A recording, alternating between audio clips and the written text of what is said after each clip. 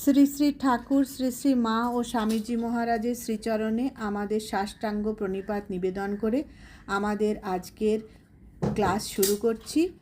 আজ থেকে পূজনীয় মহারাজ আমাদের স্বামী ভূতেশানন্দজি বিরচিত যে শ্রী শ্রী কথামৃত প্রসঙ্গ বইটি রয়েছে, সেই বইয়ের প্রথম ভাগ থেকে আলোচনা শুরু করবেন। আজকে আমরা স্বামী শ্রদ্ধেয় পরম পূজনীয় শ্রীমৎ স্বামী ভূতেশানন্দজির মহারাজের শ্রীচরণে আমাদের সাষ্টাঙ্গ প্রণাম এবং পূজনীয় জ্ঞানসারানন্দজি মহারাজকে আমাদের প্রণাম জানিয়ে কথামৃতের মঙ্গলাচরণ দিয়ে আমাদের অনুষ্ঠান শুরু করছি। আমাদের মঙ্গলাচরণ করে শোনাচ্ছে নীলাঞ্জনা।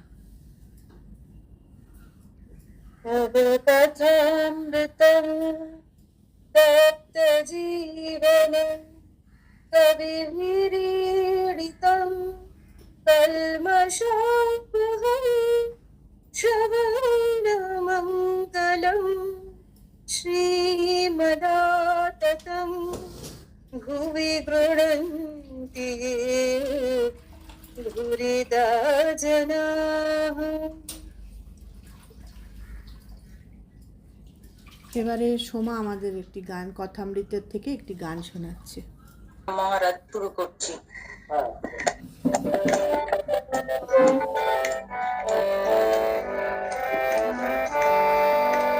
ভাব কি বিন্দে পরাণ গেল মায়ের, ভাব কি বিন্দে পরাণ গেল যার নামে হরি কাল পদে মহাকাল, তার কেন কালো রূপ হলো।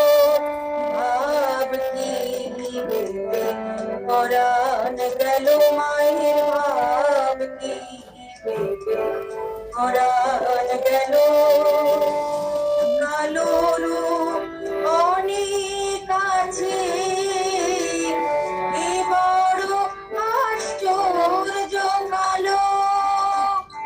যারে নিত মাঝারে রাখলে পরে হৃদয় কত করে আলো। ভাব কি পরাণ গেল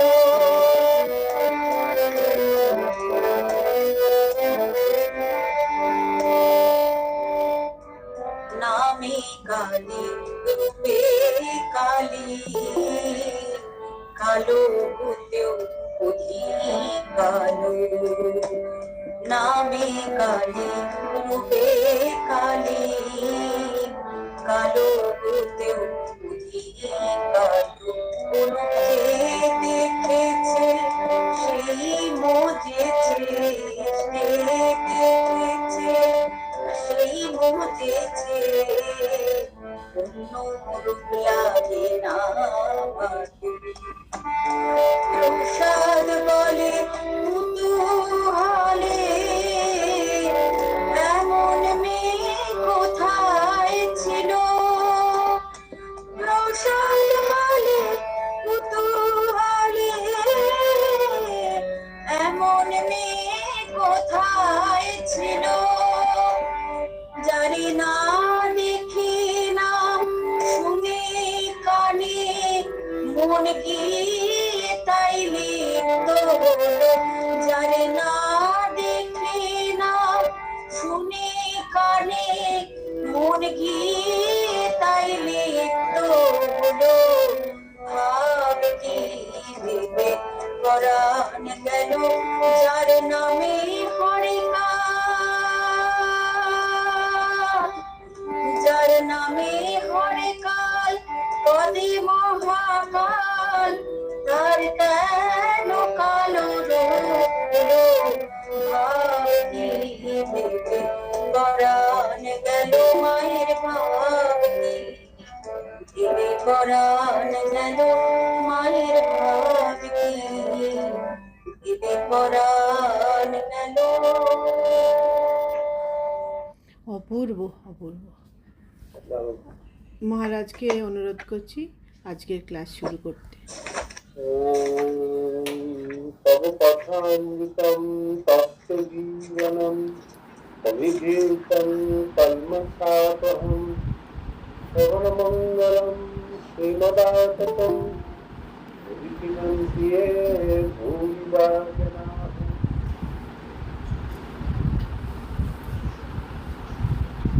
আজকে আমরা ঠাকুর বা স্বামীজি আমরা কোটি প্রণাম জানাই, অষ্টাঙ্গ প্রণাম জানাই। আজকে আমাদের যে বিষয়ের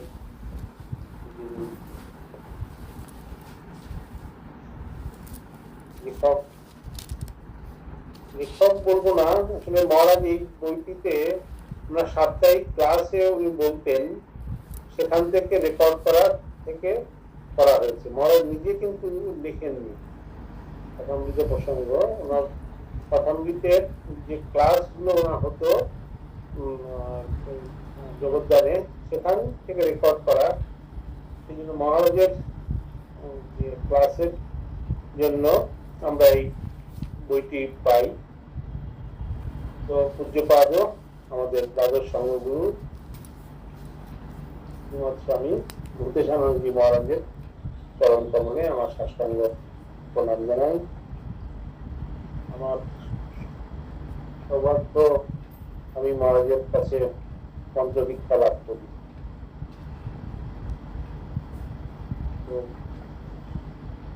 এই বইটি প্রসঙ্গে আমার মনে পড়ছিল, আমরা তখন ছোট, একটি আশ্রমে আমরা স্বেচ্ছাসেবকের কাজ করি। তখন বেনারস আশ্রম থেকে, বারাণসী বৃদ্ধাশ্রম থেকে একজন মহারাজ এসেছিলেন এই আশ্রমে, তো বারাসাত আশ্রমে, মহাপুরুষ মহারাজ জন্মস্থান, ওখানে এসেছিলেন।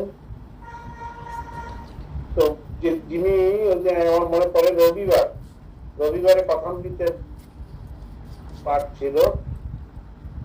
মহারাজ জিজ্ঞাসা করলেন আজকে কি পাঠ ছিল। তো যিনি পাঠ করেছেন, যিনি মহারাজ, উনি বললেন কথামৃতের পাঠ ছিল। কে পাঠ করলো? আমি পাঠ করলাম। তো বলছেন তুমি পাঠ করলে, কি বই পড়েছ? কি বই পড়লে? এই বইটা পড়েছ? ভূতেশানন্দজি মহারাজের বইটা পড়েছ? ওটা থেকে কিছু বলেছ? না মহারাজ, এমনি পড়েছি। আমি খুব একটা একটু লেগে গেলেন। তো বইটি পড়নি, ওটা না হলে কি হবে? এটা পড়বে তো। ওখানে কথামৃতের সমস্ত ব্যাখ্যা রয়েছে, ওখান থেকেই সমস্ত কিছু তুমি মহারাজ আলোচনা করেছে, ওখান থেকেই সব পাবে। তো তখন আমি বইটার নাম শুনেছি কথামৃত প্রসঙ্গ। কথামৃত বুঝতে গেলে কথামৃত প্রসঙ্গটা পড়লে বোঝা যাবে। তারপরে তো পরবর্তীতে পড়েছি। তো এই কথামৃতের প্রসঙ্গ হচ্ছে আমাদের কথামৃতের ব্যাখ্যা, ভাষ্য। কথামৃতে অনেক জায়গাতে ঠাকুর সূত্রাকারে বুঝিয়েছেন। তো মহারাজ সেটাকে সবার বোঝার জন্য আরো সরল ভাবে, আরো সরল ভাবে সেটা উনি ব্যাখ্যা করেছেন। তো এই ব্যাখ্যা পড়লে আর আলাদা করে কিছু বোঝার দরকার নেই, আলাদা করে কিছু জানার দরকার নেই। ওনারা এত সুন্দরভাবে বলেছেন, আর ওনারা এত বিভিন্ন রকমের যে উপনিষদ, ভাগবত থেকে কন্টিনিউয়াস যেসব শ্লোক উনি বলতেন, সত্যি খুবই আশ্চর্যের বিষয় যে কি করে ওই অত বয়সে, 95 বছর বয়সেও কি করে উনি সমস্ত ভাগবতের উপনিষদের শ্লোকগুলো একদম শ্লোক ধরে ধরে উনি বলতেন। তো আমরা একটু আলোচনা করব। ওটা পড়তে গিয়ে, মহারাজের এটা পড়তে গিয়ে যেখানে আমাদের গীতা বা কথামৃতের অন্য প্রসঙ্গটাও আসবে, সেটাও আমরা একটু আলোচনা করব সাথে সাথে। প্রথমে ভূমিকা দিয়ে শুরু করি। ভূমিকাতে অনেক বড় রয়েছে, অনেক কিছু জানা যাবে ভূমিকা থেকে। একদিন একটু পড়ুন ভূমিকাটা, আমি মাঝখানে আলোচনা করবো। হ্যাঁ, নীলাঞ্জনা পড়বে। ভূমিকা থেকে পড়ছি মহারাজ। হ্যাঁ, পড়ুন। ভূমিকা। শ্রীরামকৃষ্ণ ভক্তমণ্ডলীর দৃঢ় বিশ্বাস যে শ্রী শ্রী রামকৃষ্ণ কথামৃতের ভিতরে সকল শাস্ত্রের সার পাওয়া যায়। তাছাড়া এমন সরলভাবে সকলের সহজ বোধ্য রূপে ধর্মের গূঢ় তত্ত্বের উপদেশ আর কোথাও আছে কিনা আমরা জানি না। কাজেই কথামৃতের পাঠ ও অনুশীলন আমাদের সকলেরই পক্ষে অশেষ মঙ্গলকর, এ বিষয়ে কোনোই সন্দেহ নেই। শাস্ত্রে পুনরুক্তি। দেখা যায় কথামৃতে একই কথা। এখানে একটু বলছি যে শ্রীরামকৃষ্ণের ভেতরে সকল, রামকৃষ্ণ কথামৃতের ভেতরে সকল শাস্ত্রের সার পাওয়া যায়। এই যে সকল শাস্ত্রের যে সার, সর্বোপনিষদ গা ভোদা। তো যেমন গরু হচ্ছে, গরুর দুধ, গরুর যে বাটের ভেতর থেকে যেমন আসে, তেমনি এই যে আমাদের যে সমস্ত উপনিষদ, সমস্ত উপনিষদের যে সার, সেটা এই কথামৃতের মধ্যে থেকে আমরা একটা জায়গা থেকে পাই। তো এই কিছুদিন আগে, মানে গত সপ্তাহে আমরা গেছিলাম এই বেনারস আশ্রমে। ওখানে একজন বয়স্ক একজন মহারাজের সঙ্গে দেখা হলো, 91 ইয়ার্স, স্বামী রামানন্দজি মহারাজ। আমি আমাদের যে রহরা এবং সেবা প্রতিষ্ঠান এবং পরে সারদা পীঠের সেক্রেটারি ছিলেন, উনি বলছেন, খুব পণ্ডিত সাধু, অনেক পড়াশোনা, অনেক জ্ঞান, শাস্ত্র জ্ঞান আছে, অনেক ক্লাস নেন। উনি বলছিলেন যে এখন আর অন্য কিছু ভালো লাগে না। অনেক উপনিষদ করেছি, অনেক শাস্ত্র আলোচনা করেছি, চর্চা করেছি, এখন আর কিচ্ছু ভালো লাগে না। এখন শুধু হচ্ছে কথামৃত আর রামকৃষ্ণ পুঁথি, এই দুটো বই এখন আমি রাখি। এবং উনি দেখালেন পুঁথি থেকে উনি কি কি নোট করেছেন, সেগুলো না ডায়েরি থেকে দেখালেন। ডায়েরিতে আমরা কিছু নোট করে দিয়েছিলাম যে আমাদের কথামৃতে উনি বলছিলেন, মহারাজ বলছিলেন যে ধীরেশানন্দজি মহারাজের কথা বলছিলেন।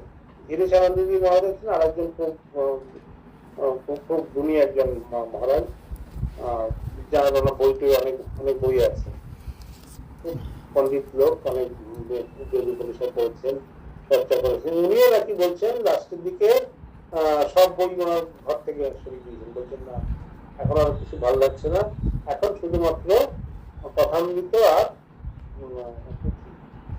এই দুটো বই কথা দুজনেই বললেন। উনিও শুনেছেন, আমাদের সেই কথাই বললেন। তো কথামৃত হচ্ছে সর্ব উপনিষদ সমস্ত কিছু সারের মধ্যে কাছে সেই গাভীর, মানে বাটের মতো একটা থেকেই আমরা, এইখান থেকে কথামৃত থেকেই আমরা সমস্ত কিছু আমরা পেয়ে যাই। সেই জন্য কথামৃত আমাদের একদম সারা জীবনের একটা সঙ্গী হিসেবে আমাদের নিতে হবে। তারপরে করুন শাস্ত্রে পুনরুক্তি। শাস্ত্রে পুনরুক্তি। দেখা যায় কথামৃতে একই কথা একাধিকবার বলা হয়েছে। এই পুনরুক্তি কিন্তু দোষের নয়, বরং অশেষ কল্যাণকর। আমাদের শাস্ত্রকে বলা হয় সনাতন। যেমন গীতায় ভগবান বলেছেন, সয়েবায়ং ময়া তেদ্য যোগ প্রোক্ত পুরাতনঃ চারের দিন। হে অর্জুন, সেই পুরাতন যোগই আমি আজ আবার তোমাকে বললাম। প্রাচীনকালে বহুবার যা বলা হয়ে গেছে গীতায়, তাই তিনি পুনরাবৃত্তি করে অর্জুনকে বললেন। আর যুগে যুগে ধর্মের মূল তত্ত্বের পুনরাবৃত্তি ভগবান নিজে আবির্ভূত হয়ে করেন। এই যে তিনি বারে বারে আবির্ভূত হয়ে একই সনাতন তত্ত্ব বলছেন, এতে পুনরুক্তি দোষ হয় না। শাস্ত্রেষু না মন্ত্রাণম জামিতা অস্তি। বারবার এক কথা বলতে শাস্ত্রের কোনো আলস্য নেই। কেন না, আমাদের এমন মন যে বারবার শুনলেও তাতে কিছু রেখাপাত হয় কিনা সন্দেহ। এই জন্য শাস্ত্র অনলসভাবে বারবার বলে যাচ্ছেন। যেমন মা সন্তানকে বারবার উপদেশ দেন তার কল্যাণের জন্য, বারবার বলায় তার বিরক্তি হয় না, কারণ ওই বলাতে ছেলের কল্যাণ হয়। ঠিক সেই রকম শাস্ত্রের নিষ্কর্ষ যা, সার কথা যা, তা শাস্ত্র বারবার বলেন, বহুভাবে বলেন। আমরা কথামৃতের ভিতরে তারই উল্লেখ দেখতে পাই। ঠাকুরের ভাগিনেও হৃদয় একবার বলেছিলেন, মামা তুমি এক কথা বারবার করে বলো কেন? ঠাকুর বললেন, কেন বলবো না? ভাবটা হচ্ছে এই যে বারবার করে না বললে আমাদের মতো বিক্ষিপ্ত মনের উপরে দাগ পড়বে কি করে, তাই বারবার তাদের বলতে হয় এবং বারবার আমাদের শুনতে হয়। কাজেই শাস্ত্রে কখনো পুনরুক্তি দোষ হয় না। আর ভাগবতী ঋষিরা এক জায়গায় 1:19 বলছেন যে ভগবানের কথা সাধু সাধু পদে পদে, যত শুনি তত তার ভেতরে রস আরো আস্বাদন করবার যেন নতুন নতুন শক্তি আসে আমাদের। যত দিন যায়, যত শুনি, আরো বেশি করে বুঝতে পারি, আরো বেশি করে তার ভিতর থেকে রস পাই। এই জন্য বারবার শুনতে হয়। তো এই যে শাস্ত্রের সাথে তুলনা করেছেন, শাস্ত্র হচ্ছে আমাদের মায়ের মতো। মা যেরকম যেমন একই কথা বারবার বলছে, ছোটবেলাতে বলেছেন ছেলেকে সাবধানে যাবি, জল খাবি, করবি না, টিফিন খাবি। ছেলে বড় হয়েছে, চাকরি করছে, বিয়ে হয়ে গেছে, বাচ্চা হয়েছে, তাও মা একই কথাই বলে যাচ্ছে। টিফিন ঠিক মতো খাবি, জল খাবি, সাবধানে যাবি। তো মা কিন্তু এতে কোনো কোনো কষ্ট হয় না, মার এতে কোনো যে এক কথা বারবার বলতে হয়। তেমনি শাস্ত্র আমাদের বিভিন্ন ভাবে, বিভিন্ন উপাখ্যান দিয়ে, বিভিন্ন মানে কাহিনী দিয়ে আমাদের বলছেন, একই কথা বলছেন। একই কথা কিন্তু বিভিন্ন ভাবে, বিভিন্ন মানে একটা কাহিনী রচনা করে, যাতে আমাদের মনে থাকে, যাতে আমাদের মনের গাছে, সেই জন্য বিভিন্নভাবে বলছেন। তো ওই যে ওখানে বলছেন যে ঠাকুর বলছেন যে ভাগ্নের কথা, যে ভাগ্নে কি করছেন, ভাগ্নে তো সবসময় ঠাকুরের কাছে আছে। ঠাকুরের কাছে তো আর অন্যরা তো সবসময় থাকে না। অন্যরা তো রবিবার শনি রবিবার আসে বা অন্য দিন আসে, তারা তো নতুন নতুন শুনছে। রবিবারে যারা আসে বা রবিবারে যারা আসে, ঠাকুর বারবার একই কথা বলেন, তারা শুনে। কিন্তু সমস্যা হলো যারা ঠাকুরের কাছে যারা সবসময় থাকে, তারা তো সে একই কথাই শুনছে। যে রবিবারেও যেটা বলছেন, সোমবারেও সেই কথা বলছেন, মঙ্গলবারেও সেই কথা শুনছেন, তো তাদের শুনে শুনে বিরক্তি হয়ে যায়। তারা বলছে, মামা তুমি এক কথা বারবার বলছো কেন? যা বলার তুমি একবারে বলে ফেলো না। তো এক কথা কেন দুবার করে বলো? তো ঠাকুর বলছেন, তোর কি রে শালা, আমি একবার কেন, আমি 100 বার বলবো। এদের কি ঠাকুর জানতেন যে তার সেই সময় বা তার পরবর্তীতে যে আমরা আমাদের শরীর মন এই সব মায়া মোহে এতটা জড়িত, আমাদের ঠিক সামান্য একটু মাথা যন্ত্রণা হলে বা একটু পেট গোলমাল হলেই আমাদের মনটা পড়ে থাকে শরীরের মধ্যে। তেমনি আমাদের যে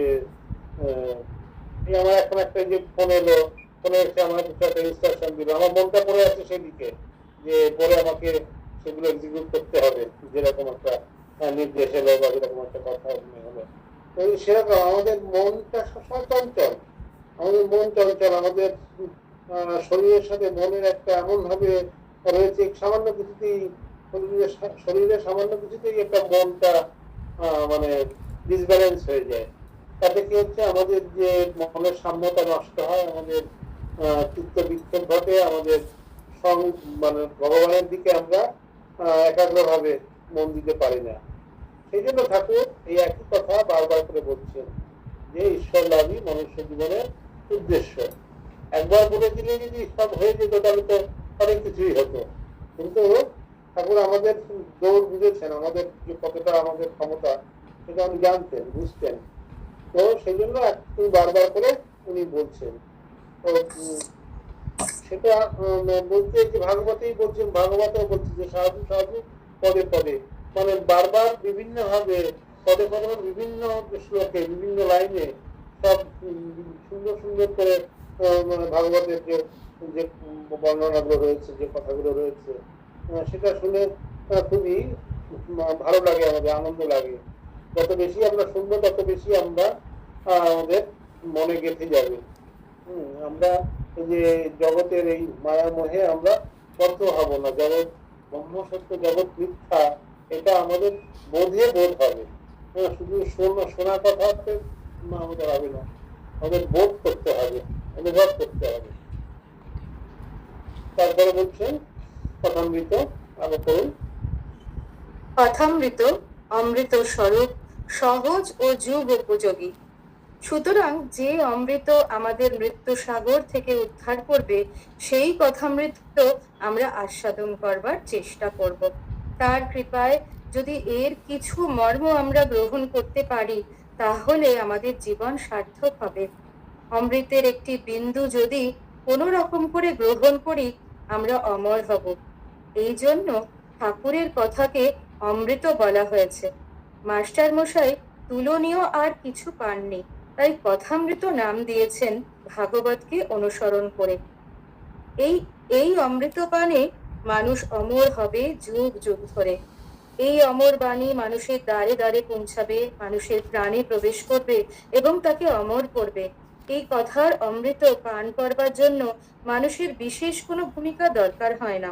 শাস্ত্র গ্রন্থাদি পড়তে হলে বিশেষ একটা যোগ্যতা দরকার হয়, কিন্তু কিছু জ্ঞান অর্জন করে নিয়ে তারপরে মানুষের শাস্ত্র আলোচনা করবার অধিকার আসে। কিন্তু এই রকম কোনো অধিকার নিয়ে কথামৃত আলোচনা করবার দরকার হয় না। যে কিছু জানে না তার পক্ষে কথামৃত আরো সহজবোধ্য হবে। অনেক জ্ঞান মানুষকে বিভ্রান্ত করে, মানুষের সংশয়কে বাড়িয়ে দেয়। আসলে এক জ্ঞানই জ্ঞান। প্রথম দর্শনেই মাস্টারমশাই শিখলেন ঠাকুরের কাছ থেকে যে ভগবানকে জানার নাম জ্ঞান, আর তাকে না জানার নাম অজ্ঞান। তো এইখানে যে বলছেন যে কথামৃত, মাস্টারমশাই যে ভাগবত থেকে, ভাগবতের যে শ্লোকটা থেকে এটা করেছেন, তো সে কথামৃত কেন বলছে? অন্য শাস্ত্র পড়তে গেলে আমাদের অধিকারী হতে হয়। অধিকারী, আমাদের বেদান্ত পড়তে গেলে বেদান্ত সারে আমাদের অধিকারী বলে একটা কথা আছে, যে আমাদের সৎ সম্পত্তি, এই সৎ সম্পত্তির অধিকারী না হলে কেউ বেদান্ত পড়ার মানে অধিকারী হয় না। তাদের কিছু মানে বেসিক কিছু নলেজ রাখতে হবে, প্রাইমারি কিছু কন্ডিশন থাকতে হবে, যা জান না হলে এই বেদান্ত বুঝতে পারবে না। সাম্যবাদী সৎ সম্পত্তি বলছে। তো কিন্তু এই ঠাকুরের যে কথামৃত, সেখানে কোন রকম অধিকারীর দরকার নেই। সেখানে বলতে যত মানে কম পড়াশোনা করতে, যত কম জানবে তত ভালো বুঝতে পারবে, সবার জন্য। আমাদের যে দীক্ষার সময় বলা হয় যে যদি যারা মানে একদম আক্ষরিকত্বে পড়াশোনা শেখে নি, করতে পারে না, তাদের শুধুমাত্র শুনলেই চলবে। কথামৃত মানে এমনই একটি শাস্ত্র বা কি বলবো সদ্গ্রন্থ, যে শুধুমাত্র শুনলেই তার কাজ হবে। এই যে ভব সংসার থেকে তার মুক্ত হবে যদি সে নিয়মিত এই কথামৃত শ্রবণ করে। পাঠ করতে না পারলেও যদি শ্রবণও করে তাহলে তার মানে এই সমুদ্র থেকে তার সে মুক্ত হয়ে যাবে। তো এরকমই কথামৃতের একটা জোর আছে। তো এই যে বলছে এক এক জ্ঞান, আসলে এক জ্ঞানই জ্ঞান। প্রথম দর্শনেই মাস্টারমশাই শিখলেন ঠাকুরের কাছে যে ভগবানকে জানার নাম জ্ঞান আর তাকে না জানার নাম অজ্ঞান। শাস্ত্র আমাদের অনেক সময় আমরা দেখবো যে শাস্ত্রের মানে অনেক বেশি জানলে কি হয়, ঠাকুর বলবেন এই কথাগুলো জ্যাঠা ছেলে এসেছিল, সে আমাকে উল্টো পাল্টা প্রশ্ন করছে। তো বেশি পড়লে বেশি জানলে অনেক সময় কি হয়, অহংকার এসে যায়, একটা মানে ওই যে বলে সাইড এফেক্ট, বড় হজম হয়ে যায়। তখন বিভিন্ন রকমের আলোচনা, বিভিন্ন রকমের মানে বিচার বুদ্ধি একটা রকম এসে যায়। কিন্তু যারা কম করেছে, কম করে একটা সার বুঝেছে, তারা ঠাকুরের মতো বেটার। তারা অতি অল্প সময়ে ভগবানের সংস্পর্শে আসার ক্ষমতা অর্জন করে। আর তো করুন, তারা বুঝতে পারবে। এটি শেখবার কথা। মাস্টার মশাইয়ের কাছে কথাটি নতুন ঠেকেছিল, যদিও তিনি যখন ঠাকুরের কাছে গেছেন তখন শুদ্ধ মন নিয়েই গেছেন, যে জন্য ঠাকুর প্রথম থেকেই তাকে আপনার বলে গ্রহণ করেছেন এবং তার কথারূপ অমৃত জগতে পরিবেশন করার বিশেষ ভার তার উপরে দিয়েছেন তার নিজেরও অজ্ঞাতসারে। সেই শুদ্ধ চিত্ত কৃতবিদ্য মাস্টার মশাই ঠাকুরের কাছে গিয়েই প্রথমে যখন কথা উঠল, জানলেন যে ভগবানকে জানার নাম জ্ঞান আর তাকে না জানার নাম অজ্ঞান। আমরা যদি এখানে কিন্তু একটা জিনিস জানতে হবে, ঐতিহাসিক একটা কথা আছে। আমাদের মাস্টারমশাইয়ের আসার আগেই কিন্তু কয়েকজন ত্যাগী সন্তান আসা শুরু করে দিয়েছিলেন। তার মধ্যে স্বামী শিবানন্দজি মহারাজ, মহাপুরুষ মহারাজ, উনি এসেছিলেন। উনিও তো পণ্ডিত লোক ছিলেন এবং ঠাকুরের খুবই মানে অন্তরঙ্গ পার্শ্বদ ছিলেন। উনি ওনার ওই ঠিক মনে হয়েছিল যে ঠাকুরের এত সুন্দর কথা তো বেদ উপনিষদকে ছাড়িয়ে যায়, এগুলো পরে তো আমরা ভুলে যাবো, পরে তো আমরা এ আর কোনো খুঁজে পাবো না। তখন কিছু কিছু নোট নেওয়া শুরু করলেন, কিছু কিছু লিখছিলেন, কিছু কিছু ঠাকুর যখন বলছেন তখন উনি কিছু পয়েন্ট নোট করছিলেন। কিছুদিন পর ঠাকুর দেখলেন যে এরকম মানে উনি লিখছেন, উনি নোট লিখছেন। তখন বলছে কি কি করছিস, এগুলো কি লিখছিস? আপনি যেগুলো বলছেন সেগুলো তো পরে ভুলে যাবো, সেগুলো লিখছি। আরে ওটা না, সব ফেলে দে, ওর বাংলা ফেলে দে, ওটা তোর জন্য না, ওর জন্য লোক আছে। ওর জন্য লোক আছে, ওটা সব ফেলে করতে হবে না। এই দেখুন ঠাকুরের কাকে দিয়ে ঠাকুর কি কাজ করাবেন সে যেন আগে থেকে উনি যেন ঠিক করে এসছেন। যে সেই গীতাতে আছে না, গীতাতে আছে যখন অর্জুন যখন যুদ্ধ করতে চাইছিলেন না, বারবার মানে নাকচ করছেন, বারবার বলছেন না না আমার স্বজনকে আমি এরকম ভাবে মারতে পারবো না, তখন শ্রীকৃষ্ণ বললেন, ভগবান শ্রীকৃষ্ণ বললেন আরে মানে সব মরেই আছে, যা করার তো সব আমি করেই রেখেছি, তোমাকে নতুন করে কিছু করতে হবে না। তো মানে সবকিছুই অবতার পুরুষেরা সবকিছু করেই আসেন, সবকিছু মানে তাদের যে লীলার যে সহচর যারা আসবেন তাদেরকে নিয়ে শুধু লীলা করবেন, কিন্তু আসল কাজ তারা আগে সব করে এসছে। তো এই ঠাকুরেরও কিছু কিছু কাজ কিছু কিছু দেখে বোঝা হয় যেন ঠাকুর যেন সব আগে থেকে সব যেন প্ল্যান পরিকল্পনা একদম করে এসছেন, যে কাকে দিয়ে কি করতে হবে, কাকে করবে, কে জগতে প্রচার করবে। তখন এই শরীর খারাপ হবে, শরীর খারাপ হলে সবাই একসঙ্গে সব জড়ো হবে, সবাই তার সবার শুশ্রূষা করবে, তখন একটা সবার মধ্যে একটা মানে একত্র তৈরি হবে, সবার ভেতরে একটা একাত্মবোধ তৈরি হবে। সঙ্গ মোটামুটি দূর হবে, যেন আগে থেকে সব একদম যেন রিহার্সাল সব দেওয়া হয়ে আছে, সব ঠিক করা হয়েছে। এখন শুধু পরপর পরপর জাস্ট যে যার মতো অভিনয় করে যাচ্ছে না, কিরকম ডিপলি যদি এটা ভাবা যায় তো ওরকম দেখা যায় যে মহাপুরুষ মহারাজ যিনি লিখছিলেন তাকে বলছেন যে ওটা তোমার কাজ না, তুমি ওটা যা লিখেছো ওটা গঙ্গায় ফেলে দাও, ওর জন্য লোক আছে। দেখা গেল তারপরেই এই মাস্টার মশাইয়ের আবির্ভাব। মাস্টার মশাই যখন লিখলেন তখন কিন্তু তাকে বললেন না যে তুমি তুমি লেখাও লিখছো, তুমি লিখো না। আবার মাস্টার মশাই যাতে ভুল না করে সেজন্য কি তুমি কি ওটা বুঝেছো, ঠিক ঠিক ঠিক বুঝলেন কিনা, কারণ তাকে তো লিখতে হবে, তার কথা তাকে দিয়ে লেখাতে হবে, সেই জন্য বুঝলেন কিনা আবার একবার যাচাই করে দেখে নিচ্ছে।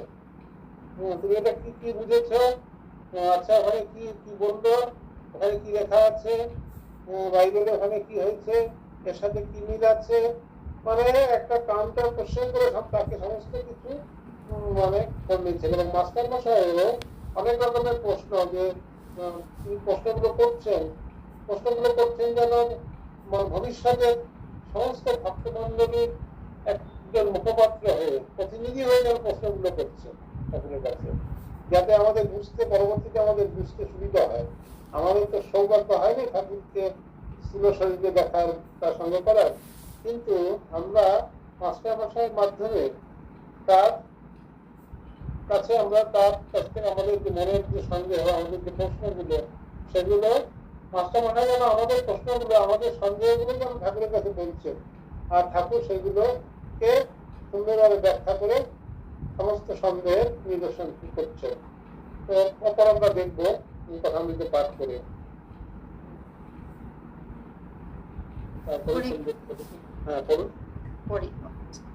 আমরা যদি 10টা বই পড়ি তাতে আমাদের বুদ্ধি একটু মার্জিত হয় বটে, কিন্তু যদি মন শুদ্ধ না হয় তাহলে সেই বুদ্ধির মার্জনা আমাদের তত্ত্বজ্ঞান লাভে বিশেষ কিছু সাহায্য করে না। পোথি পড়কে তোতা ভয়ে পণ্ডিত না ভয়ে কই, শাস্ত্র পড়ে মানুষ তোতা পাখি হয়, পণ্ডিত হয় না। ঠাকুর বলছেন পাখি রাধাকৃষ্ণ বলে, আরো কত কি পড়ে, কিন্তু যখন বিড়ালে ধরে তখন ট্যাঁটে করে, তখন আর রাধাকৃষ্ণ বলে না। পাণ্ডিত্যের দ্বারা মানুষের বুদ্ধি প্রখরতা হয়, বাক্পটুতা হয়, লোককে কথা বলে মুগ্ধ করতে পারা যায়, কিন্তু তার দ্বারা সংশয় দূর হয় না। পাণ্ডিত্যের ভিতর দিয়ে মানুষ যে ভগবানকে জানতে পারে তা নয়, ভগবানকে জানবার পথ হলো অন্য, পাণ্ডিত্যের দ্বারা তাকে জানা যায় না। উপনিষদ বলছেন আত্মাকে বহু শাস্ত্রাভ্যাসের দ্বারা জানা যায় না, নায়ম আত্মা প্রবচনেনা লভ্য। মুন্ডক উপনিষদ 3:2-3। বহু শাস্ত্রের জ্ঞান অর্জন করলেই যে মানুষ ভক্ত বা জ্ঞানী হয় তা নয়, বরং বহু অধ্যয়ন মানুষের বুদ্ধিকে বিভ্রান্ত করে। নানুধ্যায়াৎ বহুত শব্দান বাচো বিক্লাপনং হি তৎ। বৃহদারণ্যক উপনিষদ 4:4-21। বহু শাস্ত্র অধ্যয়ন করবে না, কারণ তা বাগেন্দ্রিয়ের গ্লানিকর। অনেক পড়লে বুদ্ধি বিচলিত হয়। বুদ্ধিকে শুদ্ধ করবার জন্য, প্রখর করবার জন্য, একাগ্র করবার জন্যই শাস্ত্র অধ্যয়ন, কিন্তু শাস্ত্রই বলছেন যে বহু শাস্ত্র অধ্যয়ন করলে উল্টে বুদ্ধি বিক্ষিপ্ত হয়ে যায়। ভক্ত বৈকুণ্ঠনাথ সান্যালকে ঠাকুর একদিন জিজ্ঞাসা করেছিলেন, পঞ্চদশী টসী পড়েছ? সান্যাল মশাই উত্তরে বলেছিলেন, সে কার নাম মশাই, আমি জানি না। শুনেই ঠাকুর বললেন, বাঁচলুম, কতগুলো জ্যাঠা ছেলে ওইসব পড়ে আসে, কিছু করবে না, অথচ আমার হাড় জ্বালায়। কতগুলো বই পড়ে তার বদহজম হওয়ায় মানুষ পণ্ডিত মূর্খ হয়। সে মনে করে পণ্ডিত হয়েছে, কিন্তু সত্যি সত্যি সে যে মূর্খ এ বোধ তার হয় না। এই জন্য শাস্ত্রই বারবার বলছেন বহু শাস্ত্র অধ্যয়ন করে তাকে জানা যায় না। একটু ধর্মভাব এলেই মানুষ গীতা, পঞ্চদশী, বেদান্তের গ্রন্থ এইসব পড়বার চেষ্টা করে, কিন্তু তার পরিণাম কি হয়? পরিণাম এই হয় যে বুদ্ধি বিভ্রান্ত হয়। তাহলে কি শাস্ত্র পড়বো না? এমন কথা ঠাকুর বলেননি, বা শাস্ত্র এমন কথা বলেন না, পড়বো, কিন্তু তার জন্য যে বিবেক দরকার, যে শ্রদ্ধা দরকার, সেই বিবেক, সেই শ্রদ্ধা অর্জন করে তবে পড়ব।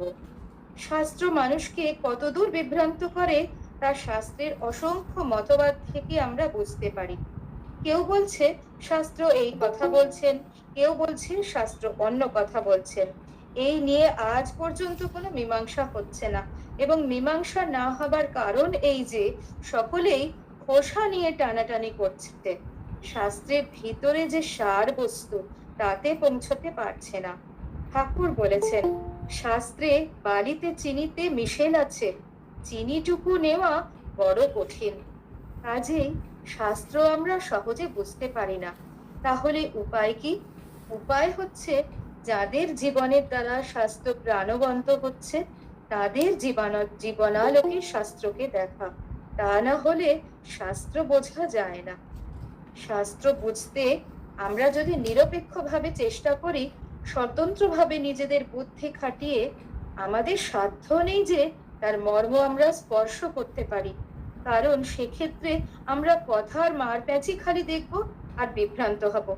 যেমন অনেক পাশ্চাত্য পণ্ডিত ভাষাবিদ হিসেবে শাস্ত্রের মর্মোদ্ধার করতে গিয়ে কত যে বিভ্রম সৃষ্টি করেছেন তার ইয়ত্তা নেই।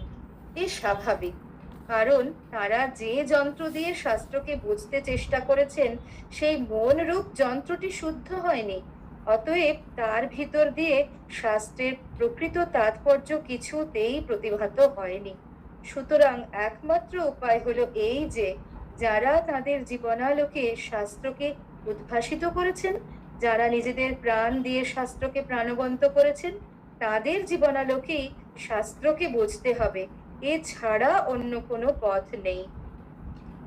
এইটা সম্বন্ধে বোঝা গেল যে শাস্ত্র আমাদের কি বলছেন। শাস্ত্র কিন্তু কখনোই বলছেন না যে তোমরা পড়াশুনো করো না বা তোমরা জ্ঞান চর্চা করো না, সেটা বলছেন না। কিন্তু সেই জ্ঞান চর্চা করার আগে আমাদের একটু মনটাকে শুদ্ধ করতে হবে, মনটাকে পবিত্র করতে হবে। তাহলেই আমরা এই শাস্ত্রের অর্থ আমরা বুঝতে পারবো।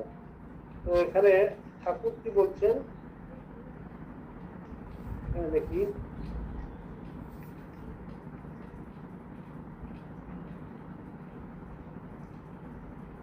এখানে আমাদের গীতাতে রয়েছে, ভগবান শ্রীকৃষ্ণ বলছেন, অন্যে দেব মজানন্ত শ্রুত্বা নেভ্য উপাসতে তেপি চাপ্তকয়ং দেব মৃত্যুম শ্রুতি পরায়ণা। 13 অধ্যায়ের 25 নম্বর শ্লোকে এটা বলা হয়েছে। তো মানেটা হলো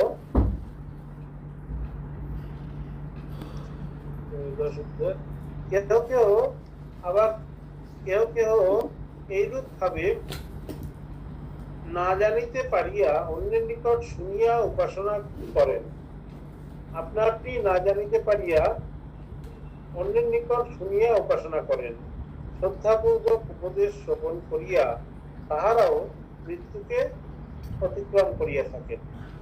এখানে শাস্ত্রের কথা আলোচনা করতে গিয়ে বলছেন যে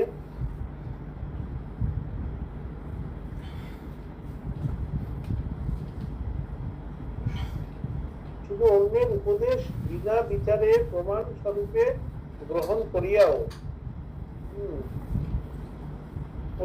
আচার্য শঙ্কর এইরূপ উপদেশ আত্মবাক্য বলিয়া গ্রহণ করার নির্দেশ দিয়েছেন। বলছেন যে শাস্ত্রের দুই রকম অর্থ আছে, শব্দার্থ আর মর্মার্থ। মর্মার্থটুকু লোকে হয়, ঠাকুর বলছেন এটা, যে শাস্ত্রের দুটো রকম আছে। যে অর্থ ঈশ্বরের বাণীর সঙ্গে মেলে, মর্মার্থটুকু লোকে হয়। যে অর্থ ঈশ্বরের বাণীর সঙ্গে মেলে, চিঠির কথা, অর্থাৎ যে ব্যক্তি চিঠি লিখেছে তার মুখের কথা অনেক তফাৎ। শাস্ত্র হচ্ছে চিঠির কথা, ঈশ্বরের বাণী মুখের কথা। আমি মার মুখের কথার সঙ্গে না মিললে কিছুই রই না। বলছেন না যে যারা জীবন যাপন করে, শুদ্ধ জীবন যাপন করে, তাদের কথাটাকেই আমরা বুঝবো। একমাত্র উপায় হলো যে যারা তাদের জীবন আলোকে শাস্ত্রকে উদ্ভাসিত করেছেন। যারা নিজেদের প্রাণ দিয়ে শাস্ত্রকে প্রাণবন্ত করেছেন, তাদের জীবন আলোকেই শাস্ত্রকে বুঝতে হবে, এছাড়া অন্য কোনো পথ নেই। ঠাকুর সেইটা বলছেন যে মানে কোন গুরু, সব গুরুর সাথে সঙ্গ করতে হবে। তো তার যে মুখের বাণী, সেটাই হচ্ছে আমাদের বুঝতে হবে। ঈশ্বরের বাণী মুখের কথা। আমি মার মুখের কথার সঙ্গে না মিললে কিছুই বই না। শাস্ত্র কত করবে, শুধু বিচার করলে কি হবে? আগে তাকে লাভ করবার চেষ্টা করো, গুরু বাক্যে বিশ্বাস করে কিছু কর্ম করো। গুরু না থাকেন, তাকে ব্যাকুল হয়ে প্রার্থনা করো, তিনি কেমন তিনি জানিয়ে দেবেন। গুরু বাক্যে বিশ্বাস, তার বাক্য ধরে ধরে গেলে ভগবানকে লাভ করা যায়। যেমন সুতোর কি ধরে ধরে গেলে বস্তু লাভ হয়। কাহার পক্ষে এরূপ শ্রেষ্ঠ গুরু স্থান অধিকার করা সম্ভব? কাহার পক্ষে এরূপ শ্রেষ্ঠ গুরু স্থান অধিকার করা সম্ভব? কাহার কথা প্রত্যয় করিয়া সাধারণ মানুষ মৃত্যু সংসার সাগর পার হইতে পারে? বলছেন সদ্গুরুর কাছে। বলছেন যে যাদের আমরা জীবনযাপন দেখতে পাই, যারা সৎ জীবনযাপন করে, তাদের সংস্পর্শে এসে এই শাস্ত্রের কথাটা আরো ভালো করে মানে বুঝতে পারি আমরা, যেমন সদ্গুরুর কাছে। আবার বলছেন পাণ্ডিত্যের দ্বারা তাকে পাওয়া যায় না, যিনি শাস্ত্র, বেদ, পুরাণ, তন্ত্রের পাঠ। হাতে একখানা বই যদি দেখি, জ্ঞানী হলেও তাকে রাজস্বী বলে কই, ব্রহ্মর্ষি কোনো চিহ্ন থাকে না। বই করে কি জানবে? যতক্ষণ না হাটে পৌঁছানো যায়, দূরতে কেবল হো হো শব্দ। হাটে পৌঁছবে আরেক রকম, তখন স্পষ্ট দেখতে পাবে, শুনতে পাবে। আলু নাও, পয়সা দাও, শুনতে পাবে। সমুদ্র দূর হতে হো হো করছে, হো হো শব্দ করছে। কাছে গেলে কত জাহাজ যাচ্ছে, পাখি উঠছে, ঢেউ হচ্ছে, এসব দেখতে পারবে। বই পড়ে ঠিক অনুভব হয় না, অনেক তফাৎ। আচার্য ঈশ্বর দর্শন করিয়া উপদেশ দেন, এই কারণে সেই উপদেশ পাইলে শাস্ত্রাদি হইতে জ্ঞান আহরণের আর আবশ্যকতা থাকে না। বিশেষত তাহার অন্তর্যামিত্ব প্রভাবে আচার্য শিষ্যের তদানীন্তন মনোভাব অবগত হইয়া তদ উপযোগী উপদেশ প্রদান করিয়া থাকে। বলছি যে শাস্ত্রের কথা মানে শুধু শাস্ত্র পড়লে হবে না। কোনো একজন মানে সদ্গুরু বা মানে সৎসঙ্গ বা সদ্গুরু বা কোনো সাধু মহাপুরুষ যারা বুঝেছে, যারা শাস্ত্রের কথা বুঝেছে, তাদের জীবন আলোকে এগুলো করতে হবে, জানতে হবে। ঠাকুর বলছেন কি, ভাগবত, ভক্ত ও ভগবান 3:1:3। ভক্ত ভগবানের কত প্রিয়। আমি মার কাছে কেঁদে কেঁদে বলেছিলাম, মা, যোগীরা যোগ করে যা জেনেছে, জ্ঞানীরা বিচার করে যা জেনেছে, আমায় জানিয়ে দাও, আমায় দেখিয়ে দাও। মা আমায় সব দেখিয়ে দিয়েছেন। ব্যাকুল হয়ে তার কাছে কাঁদলে তিনি সব জানিয়ে দেন। বেদ, বেদান্ত, পুরাণ, তন্ত্র, এসব শাস্ত্রে কি আছে সব তিনি আমায় জানিয়ে দিয়েছেন। ঠাকুরের কিন্তু আলাদা করে কিছু মানে গীতা, উপনিষদ এসবগুলো পড়তে হয়নি। কারণ ঠাকুরের মা আছেন, মা তাকে সব জানিয়ে দিয়েছেন। মায়ের কাছে প্রার্থনা করছেন, মা সব কিছু বলছেন। গিরিশ ঠাকুরের প্রতি, আচ্ছা মহাশয়, আমি ছেলেবেলায় কিছু লেখাপড়া করি নাই, তবু লোকে বলে বিদ্যা।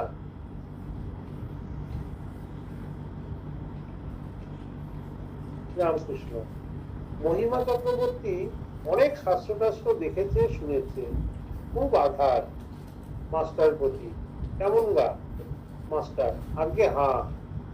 গিরিশ, কি বিদ্যা? ও অনেক দেখেছি, ওতে আর ভুলি না। রামকৃষ্ণ হাসিতে হাসিতে, এখানকার ভাব কি জানো? বই শাস্ত্র এসব কেবল ঈশ্বরের কাছে পৌঁছবার পথ বলে দেয়। পথ উপায় জেনে লবার পথ, আর বই শাস্ত্রের কি দরকার? এই যে মানে বলছেন ঠাকুরের সেই একটু গল্প আছে না, যে একটা চিঠি গ্রাম থেকে চিঠি পাঠিয়েছে, সে চিঠি খুঁজে পাচ্ছে না, কোথায় গেল চিঠি পাচ্ছে না, সবাই মিলে খুঁজছে, সে কোথাও চিঠি পাচ্ছে না, চিঠিতে কি লেখা ছিল, কি কি পাঠাতে বলছে, অনেক কষ্টের পেল, একটা চিঠিটা খুঁজে পাওয়া গেল। সেখানে লিখেছে কি 500 সন্দেশ পাঠাবে আর 2খানা কাপড় পাঠাবে, আর কি সেইসব দেখে নিয়ে চিঠিখানা ছুঁড়ে ফেলে দিল।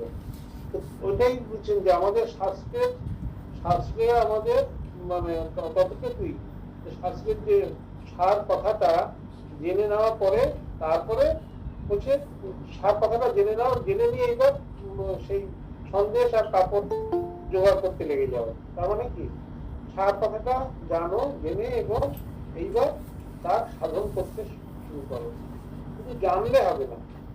আমাদের মহারাজা সবসময় বলছেন যে আমরা কত লেকচার শুনছি, কত ভক্ত সম্মেলন, কত ক্লাস, কত কিছু শুনছি, একান দিয়ে শুনছি, ওখান দিয়ে বেরিয়ে চলে যাচ্ছে। শুধু জানলে হবে না, আমাদের সেই চিঠির কথা জেনে নিয়ে সেগুলো জোগাড় করতে হবে। এই সন্দেশ আর যে কাপড়ের কথা পাঠাতে হবে, যে গ্রামে সন্দেশ পাঠাতে হবে আর কাপড় পাঠাতে হবে, সেগুলো জোগাড় করতে হয়। চিঠির দরকার কতটুকুই, তারপর আর চিঠির কোনো ভালো নেই। এমনি শাস্ত্রের যে গুরুত্ব ততটুকুই। যখন আমরা শাস্ত্রের সারটা জানতে পারবো এবং সেটা জানার পরে যখন আমরা সেটা আমাদের নিজের জীবনে প্রতিফলিত করার চেষ্টা করব, তখনই আমাদের শাস্ত্র জানাটা সার্থক হবে। ঠাকুর এই কথাটাই বারবার করে এটা বলছেন। তো আবার কি বলছেন,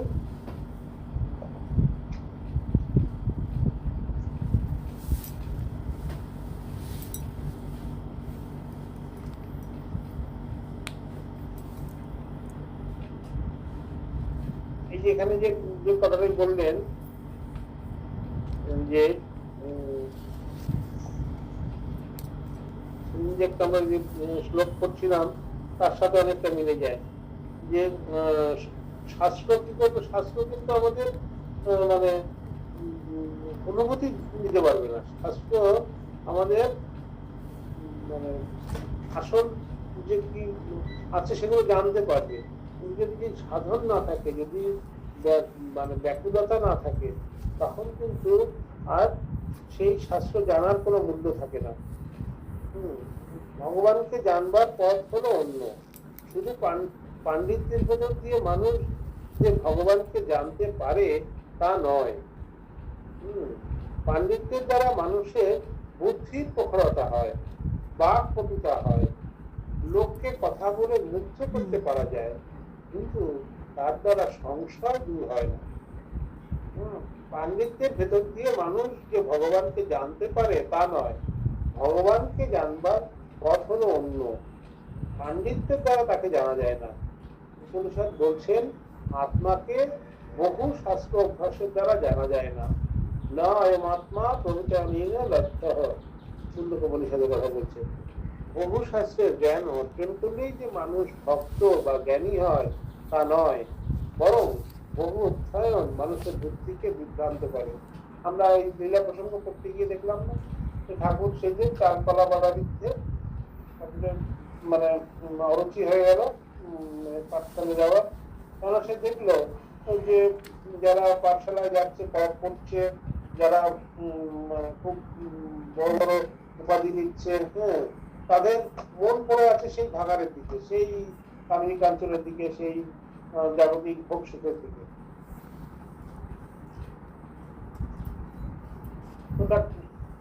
ঠাকুর তখন নিজের বাবার, নিজের পিতৃদেবের সাথে মেলাতে চেষ্টা করলেন, যে বাবা যেরকম তার যে জীবন, তার যে মন মুখ এক, যে সাত্বিক জীবনের সাথে মেলানোর চেষ্টা করলেন, সেটা দেখতে পেলেন না। দেখতে পেলেন যে যারা এরকম বড় বড় কথা বলছেন, যে পণ্ডিতরা কথা বলছেন, অথচ তাদের মানে সামান্য একটু কিছু স্বার্থের আঘাত হলেই দড়ি ধরে বলছে এটা এদিকটা আমার, ওদিকটা তোর, জায়গা জমি সব একদম মানে ইঞ্চিতে ইঞ্চিতে সব মানে নিচ্ছে। তো বলছেন তাহলে আমার পণ্ডিত হয়ে লাভ কি? আমার পড়াশোনা করে যদি পণ্ডিত হয়ে যদি আমি আমার যদি মানে ভোগ আসক্তি না যায়, আমার যদি বিষয়ের প্রতি আমার বাসনা না যায়, তো আমাকে এইসব পণ্ডিত মানে পণ্ডিত হয়ে আমার লাভটা কি? তো এইখানে যে ঠাকুরের যে কথাটা বলছেন যে পাণ্ডিত্যের দ্বারা মানুষের বুদ্ধির প্রখরতা হয়, বাকপটুতা হয়, লোককে কথা বলে মুগ্ধ করতে পারা যায়। যেটা আমাদের আমরা এখানে দেখি বড় বড় বিভিন্ন জায়গাতে কত কথা হয়, বিভিন্ন সমস্ত সেই মানে প্রয়াতি লোক কেটে একদম কত রকমের হয়। তারপরেই তারা চলে গেল 5 স্টার হোটেলে, চলে গেল সব বিভিন্ন রকমের। তাদের যে যখন কথা শেষ হয়ে যায়, তাদের ওই কথা, তারপরে তাদের যে বাকি জীবন যাপনের সাথে ওই কথার সাথে কোনো মেলে না। তখন তাদের আলাদা আলাদা তাদের মানে ভালো জায়গায় থাকতে দিতে হবে, খেতে দিতে হবে, করতে হবে। কিন্তু ওই কথা শোনার জন্য, ওই কথা বলার জন্য যে কথাগুলো বলছেন তারা, সেই কথাগুলো কিন্তু তার নিজেদের জীবনের সাথে কোনো মিল নেই।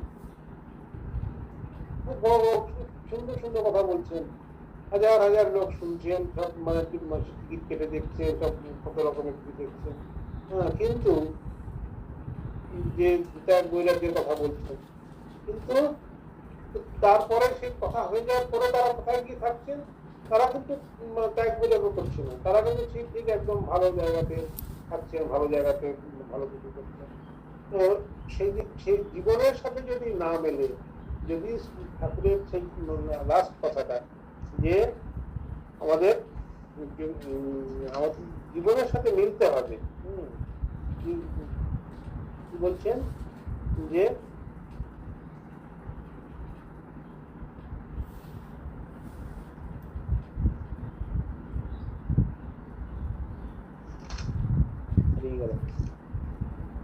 এই যে এমন কথা ঠাকুর বলেননি, যে বা শাস্ত্র এমন বলেন না, করবো, কিন্তু তার জন্য বিবেক দরকার, যে শ্রদ্ধা দরকার, যে শ্রদ্ধাবান লাগতে গেল, শ্রদ্ধাবান যাদের ভিতরে শ্রদ্ধা আছে তারাই জ্ঞান লাভ করে।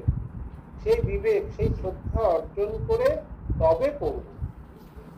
শাস্ত্র মানুষকে কত বিভ্রান্ত করে, তা শাস্ত্রের অসংখ্য মতবাদ থেকে আমরা বুঝতে পারি। তো মূল কথাটা হচ্ছে আমাদের বিবেক বৈরাগ্য দরকার, শ্রদ্ধা দরকার। সেই বিবেক বৈরাগ্য যদি না থাকে, তাহলে শুধু সেই ঠাকুরের কথা যে পণ্ডিতকে খড়কুটো মনে হয়, যে খুব লেকচার দিচ্ছি, খুব শ্লোক বলছি, সবাই খুব হাততালি দিচ্ছে, খুব নাম হচ্ছে, খুব ভিউ হচ্ছে, বিভিন্ন জায়গাতে যাচ্ছে, হয়তো অর্থ করি মানে অনেক পয়সা হচ্ছে, অনেক সম্মান পাচ্ছে, কিন্তু এগুলো সব জাগতিক, কিন্তু ভগবান লাভের সাথে ভগবানের সাথে কোনো সম্পর্ক নেই।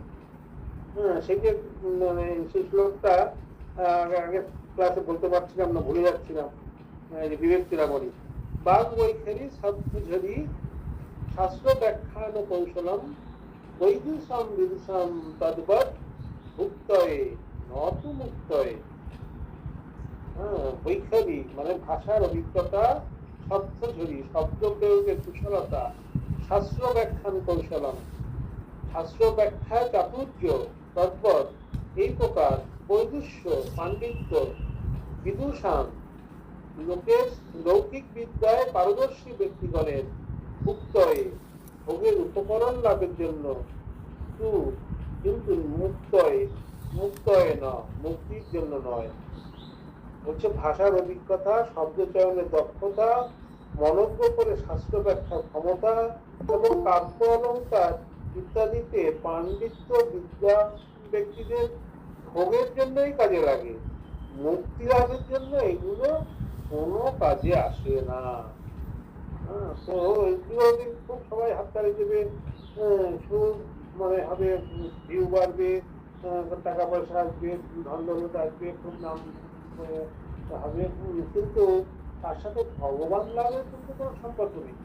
ভগবান লাভ করতে গেলে ওই যে বলছেন যে বিবেক বৈরাগ্য, বিবেক বৈরাগ্য, ত্যাগ, তপস্যা, এই শ্রদ্ধা, এইগুলো যদি না হয় তাহলে কিন্তু ঠাকুর বলছেন ওই বিবেক বা ওই মানে ওই শাস্ত্র চর্চা বা ওই জ্ঞান দিয়ে কিছুই হবে না। তো এখানে বলছে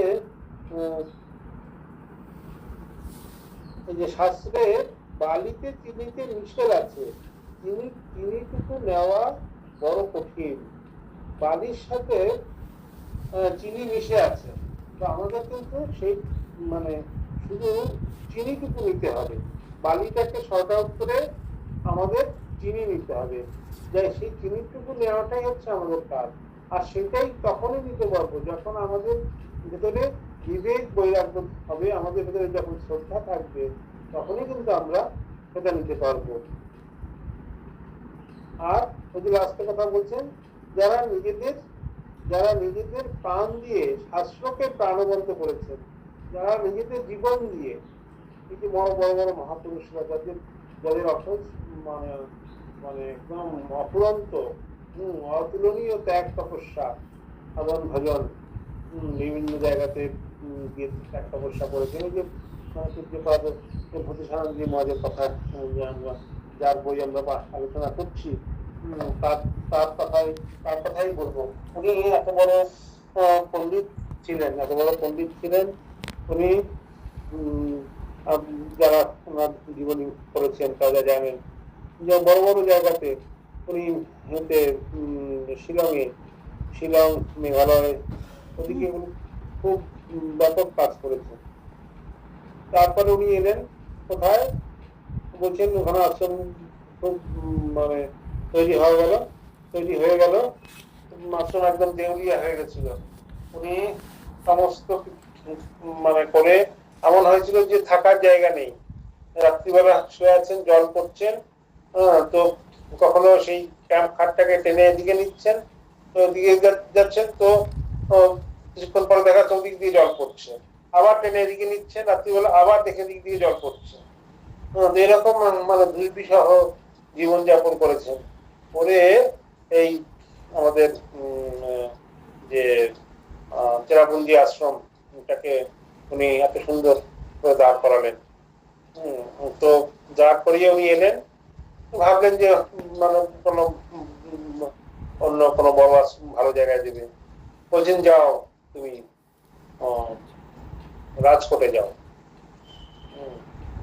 তো উনি কিন্তু এই চেরাপুঞ্জি আশ্রমে যেতে চাননি, ভাবলেন যে এরকম জায়গাতে উনি খুব সম্ভব মাধবানন্দজি মহারাজ ওখানে যেতে চাইছে না, তুমি কি যাবে? তো ওনাকে আগে থেকেই সবাই বলছে তুমি ওখানে কিন্তু যাবে না, ওখানে গেলে কিন্তু না খেয়ে মরবে, কিছু খাওয়ার নেই, এই অবস্থা সেই অবস্থা এরকম বলছে। তো উনি কিন্তু ভাবলেন যে আমি যদি না যাই তাহলে কাউকে না তো কাউকে যেতে হবে, কেউ তো কষ্ট পাবে, আমি কেন কষ্ট পাবো না?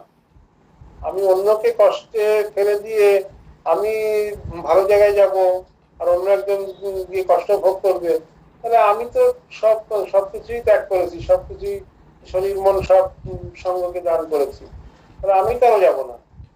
উনি গিয়ে বললেন হ্যাঁ মহারাজ আমি যেতে রাজি আছি। তো ওরা খুব খুশি হলেন, হ্যাঁ যে আমরা ভেবেছিলাম তুমি পারবে, তুমি যাবে। এই যে সব লাস্টের দিকে যখন ওপেন হার্ট বাইপাস সার্জারি হয়, যখন তখন জিজ্ঞাসা করছিলেন ডাক্তাররা যেরকম একটা এই বয়সে আপনার কি মত, আপনি যদি পারমিশন দেন তো হবে।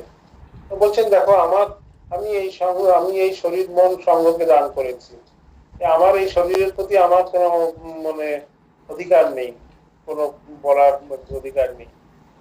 যারা সঙ্গ চালাচ্ছে, যারা মানে কর্তৃপক্ষ, যারা কর্তা ব্যক্তি, তারা যেরকম ডিসিশন নেবে আমি সেইটা মেনে নেব, আমার নিজস্ব কোনো আলাদা করে কোনো মানে লাইক ডিসলাইক নেই।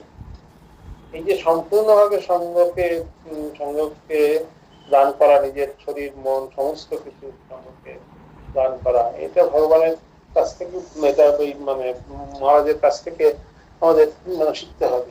এরকম যারা, যাদের জীবন, তাদের কাছ থেকেই তো মানে শাস্ত্র শিখতে হবে, জানতে হবে। বলছে নিজেদের, যারা নিজেদের প্রাণ দিয়ে শাস্ত্রকে প্রাণবন্ত করেছেন, যারা তাদের জীবন আলোকে শাস্ত্রকে উদ্ভাসিত করেছেন, তাদের জীবন আলোকেই শাস্ত্রকে বুঝতে হবে, এছাড়া অন্য কোনো পথ নেই।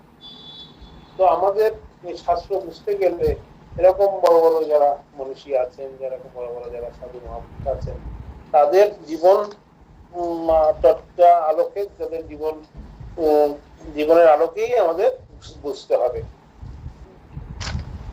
ঠিক আছে, আমাদের আজকে এই অবধি থাক। আর একটা বলছেন কি, মনটি, যে মন্ত্র দিয়ে শাস্ত্রকে বুঝতে চেষ্টা করছেন, সেই মনরূপ যন্ত্রটিকে শুদ্ধ করতে হবে।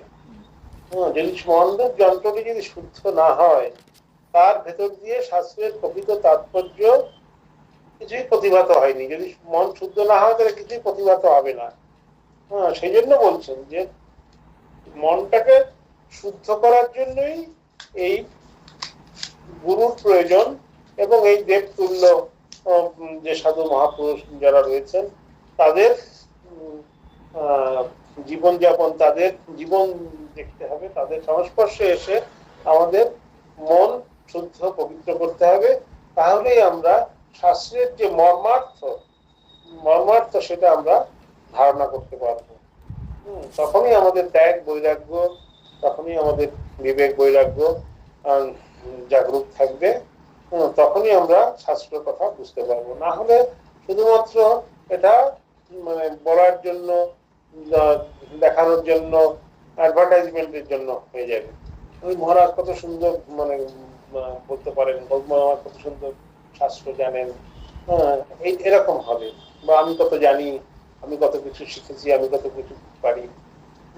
তো তখন সেটাকে একটা আমাদের উপরে একটা মানে সেই বেদান্তের ভাষায় একটা আরোপ হবে, একটা মানে অধ্যাস আরোপ করা হবে আমাদের ভেতরে, একটা মানে অহংকার হবে একটা,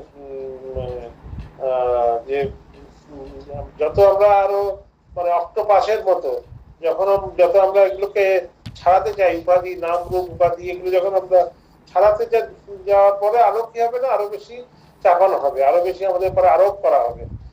তো সেটাতে আমরা আমাদের বিবেক বৈরাগ্য কিন্তু বাড়বে না, অহংকারটা বাড়বে। অহংকার বাড়লেই আমাদের ভগবানের থেকে অনেক দূরে থাকতে হবে। সেই জন্য বারবার বলছেন, যদি আমাদের ভেতরে অহংকার জাগরুক না হয়, আমি অনেক কিছু শিখেছি, অনেক কিছু জানি, অনেক কিছু করি। দেখবেন যারা খুব মানে দুরকম আছে, যারা পণ্ডিত এবং যারা ধার্মিক। পণ্ডিত এবং ধার্মিক হলে তাদের ভেতরে কিন্তু মানে দিনহীন ভাব হবে। যারা সাধন ভজন করে অথচ পণ্ডিত, কিন্তু তাদের ভেতরে দিনহীন ভাব, কিছু জানি না, কিছু বুঝি না। আর যারা পণ্ডিত কিন্তু সাধক নন, ধার্মিক নন, তাদের ভেতরে অহংকার, আমি সব জানি, আমি সব বুঝি, ও আমার থেকে কি জানে, এরকম ভাব হবে। তো শাস্ত্র শুধু জানলে হবে না, শাস্ত্রের ভেতরে যাদের ভেতরে সাধক ভাব আছে, যারা খুব মানে ধর্মচর্চা করেন বা মানে ধর্মীয় জীবনযাপন করেন, তাদের কাছেই কিন্তু এই শাস্ত্র জানা বা এই আমাদের যে জ্ঞান মার্গটা তখন কিন্তু সার্থক হয়ে ওঠে। না হলে মানে জ্ঞান মার্গটা অতটা ভালো হয়। ভক্তি মার্গটাই সবার জন্য, ঠাকুরের জন্য বারবার বলছেন নারদীয় ভক্তি, পরে বিয়েতে পাবো নারদীয় ভক্তি। নারদীয় ভক্তি মানে অহেতুকী ভক্তি, মানে আমাদের মানে কোনো কিছুই চাই না, কোনো কিছুই চাওয়ার নেই, পাওয়ার নেই, কিন্তু আমি তাকে ভালোবাসি, তাকে ভক্তি করি। এই অহেতুকী ভক্তি, নারদীয় ভক্তি হচ্ছে আমাদের এই কলিযুগের সার। কিন্তু যারা জ্ঞান চর্চা করেন, তারাও যদি তাদের সাথে সাথে জ্ঞান চর্চার সাথে সাথে যদি তাদের সাধন মার্জন থাকে, তাহলেও তারা কিন্তু ভগবান লাভ করতে পারবে, আরো এগিয়ে যেতে পারবেন। ঠিক আছে, আজকে এইটুকু হলো। আপনার যদি কারো প্রশ্ন থাকে, যে আজকে এতটুকু পড়া হলো, যদি কারো প্রশ্ন থাকে তো প্রশ্ন রেডি করুন। একটা ছোট্ট গান হবে, তারপরে প্রশ্ন আলোচনা করব।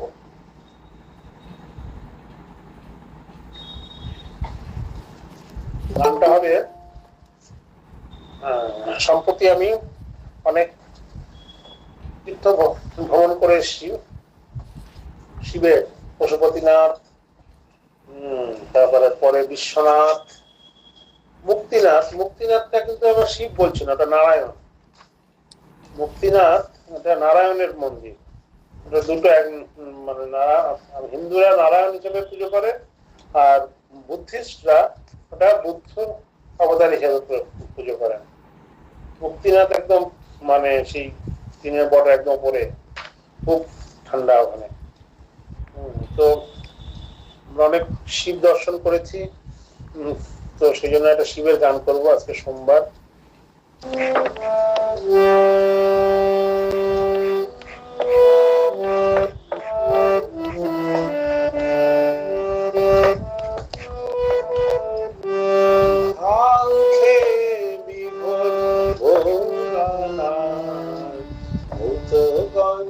সঙ্গে নাচিছে আঁখে বিভোর ভোলানাথ,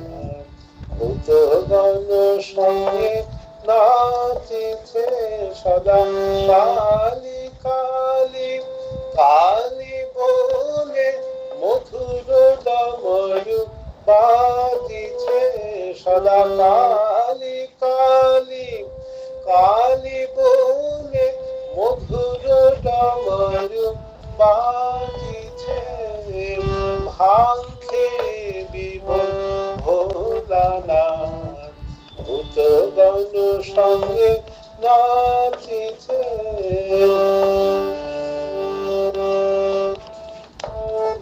শিরেতে শোভিছে জটাজুট ফণি, ললাটে শোভিছে দেবী মন্দাকিনী। শিরেতে শোভিছে জটাজুট ফণি, ললাটে শোভিছে দেবী মন্দাকিনী।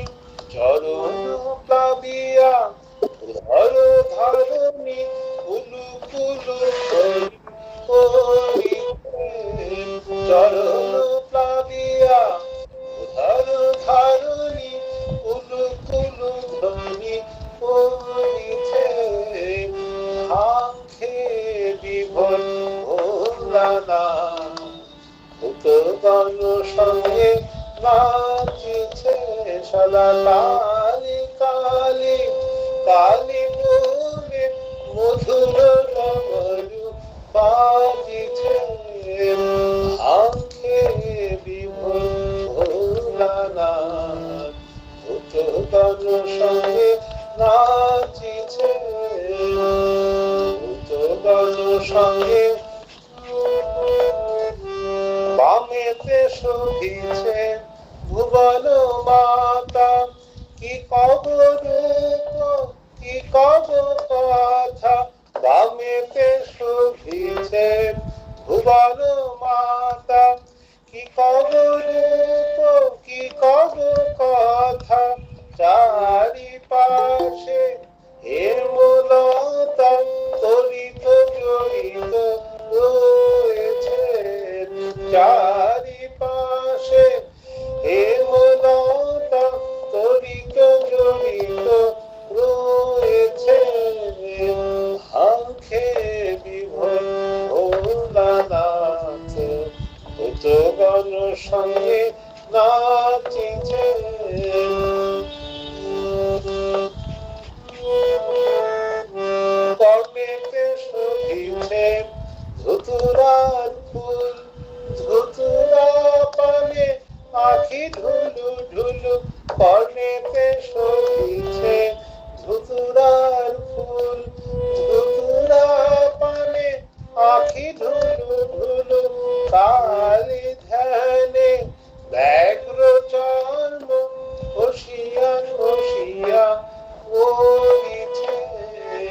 কালি ধ্যানে ব্যাঘ্র চর্ম খসিয়া খসিয়া পড়িছে হাঙ্কে বিভোর ভোলানাথ ভূতগণ সঙ্গে নাচিছে সদা কালি কালি কালি বলে মধুর মধু বাজিছে সদা কালি কালি কালি বলে মধুর মধু বাজিছে আঁখে বিভোর ভোলানাথ ভূতগণ সঙ্গে নাচিছে আঁখে বিভোর ভোলানাথ ভূতগণ সঙ্গে নাচিছে।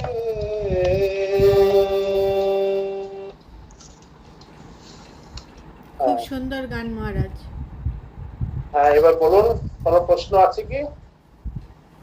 কারোর প্রশ্ন যদি থাকে হাত তুলতে পারেন। কারোর কোনো প্রশ্ন আছে?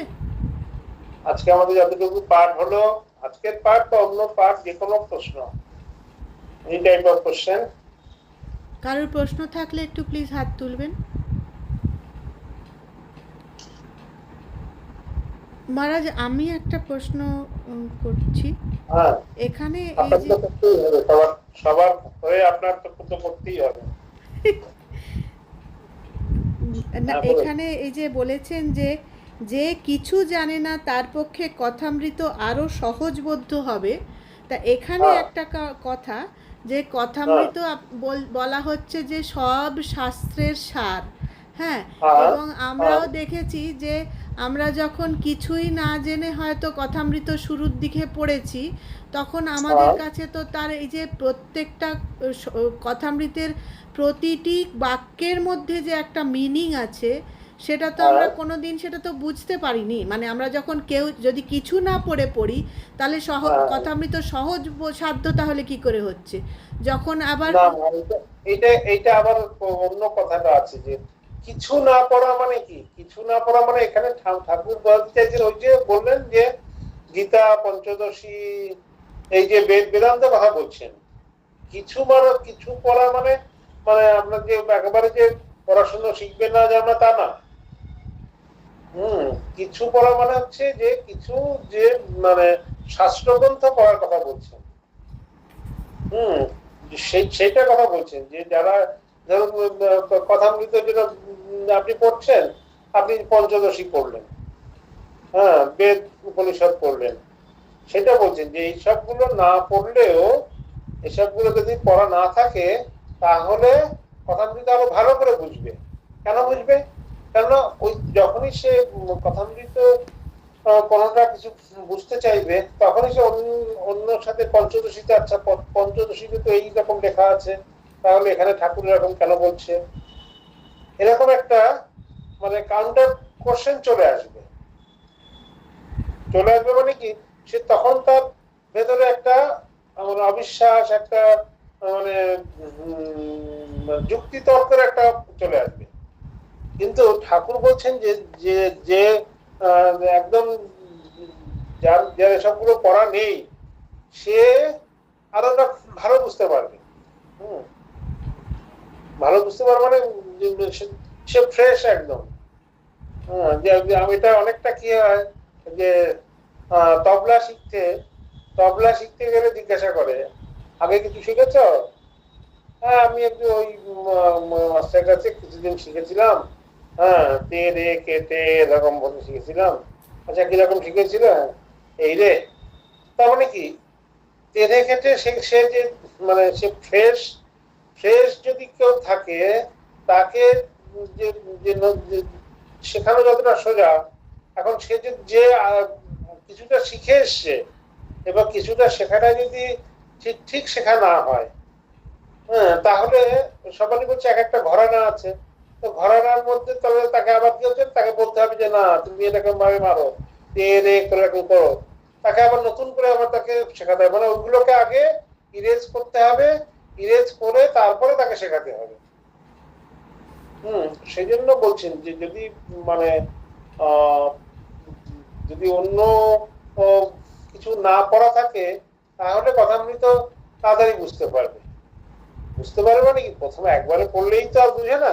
এটা আমরা খুব সবাই জানি যে প্রথম আমরা একবার পড়ে আমরা কিছুই বুঝতে পারিনি। যতবার দুবার তিনবার পড়লে তখন তার ভেতরের মর্ম কথা বোঝা যায়। প্রণাম মহারাজ জি। কিন্তু আমি বলছি মহারাজ জি, আমরা তো প্রথমে কিছুই শাস্ত্র জানতাম না, কথামৃত পড়ার পরেই আমাদের আগ্রহ বেড়েছে না এগুলো জানার জন্য। তো আমাদের এইটাই বলছি, কথামৃত যখন প্রথম তো কিছুই কোনো শাস্ত্রই পড়িনি না, ঠাকুরের বই প্রথম পড়ি। হ্যাঁ হ্যাঁ, ওই জন্য ওইটাই বলছেন যে যারা কিছুই পড়েনি, যারা কিছু জানেনি, তারা কথামৃতের মাধ্যমে অন্য শাস্ত্রের প্রতি তাদের আগ্রহ বেড়েছে। যে যখন তারা ঠাকুরের কথামৃত পড়ে তারা বুঝতে পারলো, আচ্ছা হ্যাঁ ত্যাগী ত্যাগী ত্যাগী, হ্যাঁ 10 বার ত্যাগী বললে গীতা বলা হয়। হ্যাঁ গীতায় এরকম মানে সব ত্যাগ বৈরাগ্যের কথা আছে, তাহলে গীতাটা ভালো করে পড়তে হবে। এই উপর কথা পড়া আছে, ভাগবতে এই সব লেখা আছে। এই যে ঠাকুরজি একটা কথা বলছেন, ভাগবতে এই বলছেন ভগবান ভক্ত ভগবান। এই কথামৃত পড়ার পরে অন্য শাস্ত্রের প্রতি আমাদের শ্রদ্ধা, আমাদের রুচি বেড়ে যায়। তো সেই জন্য বলছেন যে অন্য শাস্ত্র পড়তে গেলে আমাদের কিন্তু কিছু অধিকারী হতে হয়, আমাদের কিছু মানে হোমওয়ার্ক করে যেতে হয়। কিন্তু কথামৃত এমনই একটা মানে গ্রন্থ, এমনই একটা সৎ গ্রন্থ যে সেখানে কোনো অধিকারীর দরকার হয় না।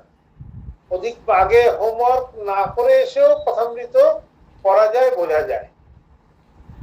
এবং তারপরে কিন্তু আপনার অন্য শাস্ত্রের প্রতি, গীতা উপনিষদের প্রতি, বেদ বেদান্তের প্রতি, ভাগবতের প্রতি আমাদের কিন্তু রুচি হয়, আমাদের আগ্রহ বাড়ে। আমরা আরো বেশি ওই বইগুলোর প্রতি আমাদের মানে আমরা অনুরক্ত হই। আমার তো এটা মনে হয়। হ্যাঁ একদমই তাই। সুদীপ্তাদি হাত তুলেছেন। হ্যাঁ মহারাজ, আপনার ওই মানে আপনি একটা বললেন না যে শুধু মানে অনেক শাস্ত্র পড়লে বিভিন্ন বিরোধ এসে যায় বা ইত্যাদি। আমি শুধু এটাই বলছি যে আমি এখানে মানে আমি যেখানে থাকি এখানে অনেক চারিদিকে ভাগবত পাঠ প্রথম এসে যখন পেলাম আমি বিভিন্ন জায়গায় শুনতে যেতাম। তো নানা জায়গায় নানা রকম শুনে একবার আমরা যেটুকু আমি ঠাকুরের সম্পর্কে জেনেছিলাম, নানা মত নানা পথ, বা ঠাকুরকে কখনো শিব হিসাবে দেখেছি, কখনো কৃষ্ণ হিসাবে, গোপাল হিসাবে। তো এখানে এরকম ভাবে এক্সপ্লেন করছিল কি তোমার বাড়িতে তোমার একজন হাজবেন্ড আছে, সে একজন শ্বশুর মশাই একজন আছে, একজন ভাসুর আছেন। তো তারা কি এক? তারা তো এক নয়, তারা সুতরাং শিব আলাদা, কৃষ্ণ আলাদা, এরকম। তো আমার আজকে এইটা আপনার কথাটা শুনে মনে হলো সত্যি বেশি জায়গায় শোনা বা বেশি শাস্ত্র পড়া বোধহয় মানে আমার কাছে শুধু শোনাটুকুই হয়েছে, সত্যি বোধহয় সমস্যার। হ্যাঁ, বেশি সমস্যা মানে কি, এটা আপনি মানে ঠাকুরের ভাষাতে সে ডাইলিউট হয়ে যাবেন। মানে কি মানে ওই জন্য সব জায়গায় যাওয়া, সবকিছু শোনা, সব বই পড়ার ক্ষেত্রেও কিন্তু আমাদের খুব সিলেক্টিভ বলে। আমাদের বিশেষ করে আমরা যখন আমরা জয়েন করেছি তখন আমাদের জয়েন করার সাথে সাথে আমাদের একটা সিলেবাসের মধ্যে আমাদের মানে হাতে ধরিয়ে দিয়েছে যে প্রথমে কিন্তু এই মরণের পারে, হ্যাঁ এরকম এই সব বইগুলো আগে পড়বে না। তাহলে কি হচ্ছে না, মানে ওই খিচুড়ি পাকিয়ে যাবে। আগে আমাদের যে ঠাকুরমা স্বামীজির জীবনী, আমাদের যে কথামৃত, তারপরে ভক্তমালিকা, এরকম যে বেসিক যে স্বামী শিষ্য সংবাদ, বেসিক বইগুলোকে আগে পড়তে হবে। তারপরে আস্তে আস্তে আস্তে আস্তে আস্তে আস্তে আমরা আরো বইগুলো পড়তে হবে। বই পেলাম অমনি একটা মানে এই যে আমাদের বিভিন্ন রকমের যে শঙ্করের যে বইগুলো আছে, হ্যাঁ যে বিভিন্ন রকমের যে ওগুলো হচ্ছে কি হলো, তারা মানে এই কথা নিরাপ্রসঙ্গ বা অন্য বইটার উপরে বেস করে তারা করেছে। তারা তো মানে ঔপন্যাসিক না, তারা তো একটু বানিয়ে লিখবে, তারা তো একটু রংচরণ করে লিখবে। তো আমি প্রথমেই যদি ওই রংচং মাখানো বই পড়ি, তাহলে আমি আমার যে বেসিক যে বইগুলো, যে লীলা প্রসঙ্গ, কথামৃত, ভক্তমালিকা, মায়ের কথা, স্বামীজি স্বামী শিষ্য সংবাদ, যেগুলো মূল বই, কলম্বো টু আলমোড়া, কলম্বো টু আলমোড়া, স্বামীজির যে কমপ্লিট ওয়ার্কস, এগুলো আমি কবে পড়বো? বলছে আগে এগুলো পড়ো, পড়ে তোমার একটা প্রাইমারি একটা ধারণা হোক, তারপরে তুমি অন্য বই পড়বে। আর আপনি যেটা বলছেন ওটা কিন্তু ঠাকুর নিজে বলে গেছেন। ঠাকুরের কথাগুলোই কিন্তু উপমাটা কিন্তু ওরা অন্যভাবে বলছেন। ঠাকুর বলছেন যে সবাইকে সবাইকে সম্মান করবে, সবাইকে ভালোবাসবে, সবাইকে শ্রদ্ধা করবে, সবার সেবা যত্ন করবে। তখন বলছেন যে নতুন বউ এসছেন, বাড়িতে সবার সেবা যত্ন করছেন, শ্বশুর শাশুড়ি, ননদ, দেওর, ভাসুর সবাই করছেন, সবার সাথে তার ভালো সম্পর্ক, কিন্তু তার স্বামীর সাথে তার বিশেষ সম্পর্ক, স্বামীর সঙ্গে তার আলাদা সম্পর্ক, তার বিশেষ সম্পর্ক। সেই জন্য বলছেন, ঠাকুর বলছেন যে তুমি সব ধর্মকে দেখো, সব দেবতাকে তুমি মানো, কিন্তু তোমার নিজের যে ইষ্ট, তোমার নিজের যে গুরু, নিজের যে ইষ্ট, তার সঙ্গে তোমার একটা আলাদা সম্পর্ক। তোমার নিজের ইষ্ট হচ্ছে সব থেকে তোমার আপন। তারপরে তুমি অন্য অন্য যে দেব দেবতা, অন্য যে সম্প্রদায়, অন্য যে ধর্মকে তুমি সর্বধর্ম তুমি করো, কিন্তু তোমার নিজের ধর্ম, নিজের যে ইষ্ট, সে তোমার অতি আপন। সেই কথাটাই কিন্তু ঠাকুর বলছেন, ওরা অন্যভাবে মানে ব্যাখ্যা করছেন। ঠাকুরের কথাই অনেক যারা পণ্ডিত অন্য ভাবে এমন ভাবে বলছে যেন তারা নিজে বলছে, তা না, কিন্তু ওরা ঠাকুরের কথাটাই অন্যভাবে, অন্য মানে মানে বোতলের সাহায্যে অন্য এতে পরিবেশন করছেন, অন্য প্লেটে পরিবেশন করছেন। মূল বিষয়বস্তুটা এক। নীলাঞ্জনা, এইটাই বলছিলাম মহারাজ, এই যে বুদ্ধি বিভ্রমের কথা বলছেন, এই আপনি যেটা বললেন ঔপন্যাসিকের কথা, আমার মা তো ভূতেশান্তি মহারাজের আশ্রিত, তো ওনার প্রশ্নোত্তরে একদিন শুনে এসে বলেছিলেন, এই একজন ভক্ত আর কি মহারাজকে জিজ্ঞেস করছেন যে এই ঔপন্যাসিকদের লেখা বইগুলো, এই ওনারা তো এরকম বলছে মহারাজ। তখন উনি স্পষ্টতই বলেছিলেন ভূতেশান্তি মহারাজ যে এই বই কেন, কথামৃত পড়বে, লীলা প্রসঙ্গ পড়বে। একদম একদম মানে খাঁটি কথা। মহারাজ এই কথা সবাইকে বলতেন যে ওনারা তো ঔপন্যাসিক, ওনারা তো প্রাবন্ধিক, ওনারা তো গল্পকার, তারা তো একটু রংচং মিশাবে, তাদের দোষ না, তাদের কলমের দোষ, কলমের গুণ, তাই না? তো আমরা যারা ভক্ত, যারা আমরা ওটা কেন পড়বো?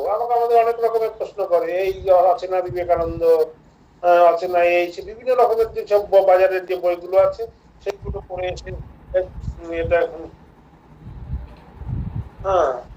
তো তারা বিভিন্ন রকমের মানে প্রশ্ন, বিভিন্ন রকমের তারা ইয়েতে করে। তো সেক্ষেত্রে